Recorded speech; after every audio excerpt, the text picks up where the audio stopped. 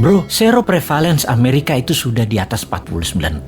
Gila banget nih negara. Informasi ini datang dari seorang sahabat yang 10 tahun terakhir mengajar di sebuah kampus ekonomi di sisi timur Amerika. Dialah yang mengajari Bosman tentang MMT, Modern Monetary Theory. Beliau juga sahabat dari Stephanie Kelton, pejuang konsep ekonomi modern MMT ini, di mana konsep MMT ini dipakai Amerika. Namun yang diajarkan di kampus beda dengan yang Amerika pakai. MMT juga dipakai di Tiongkok, Jepang, Jerman, Inggris, dan saat ini Turki serta Argentina mengadopsinya. Untuk Indonesia, tenang. Kalau Newman jadi pegang kendali pasti pakai MMT. Pada sabar ya, dan terus berjuang memintarkan masyarakat. Lihat ilmunya, fokus di ilmunya, dan jangan fokus di populernya seseorang. Karena kebanyakan mereka ingin menarik di panggung politik, fokusnya membuat populer saja. Seperti para calon-calon saat ini, mencari populer tanpa punya konsep bernegara. Kembali ke informasi sepotong di atas. Pertanyaan di kepala saya selanjutnya adalah, apaan tuh seroprevalence? Sehingga saya pun bertanya kepadanya. Seroprevalensi adalah jumlah individu dalam suatu populasi yang menunjukkan hasil positif baik untuk penyakit tertentu berdasarkan spesimen serolog atau serum darah. Jadi, menurut sahabat saya ini, di Amerika kekebalan tubuh imunitas terhadap COVID lebih dari 49,1% dari populasi. Dan ini hebat, ditambah yang telah berhasil divaksin adalah 13,7% saat ini. Maka Amerika sudah mendekati herd immunity. Ya terang saja nonton final NBA kemarin pada nggak pakai masker. Kenapa hebat? Karena mayoritas kekebalannya didapat dari alami, yaitu natural herd immunity. Gak heran dalam diskusi di Clubhouse, Elon Musk mengatakan unvaccinated sperm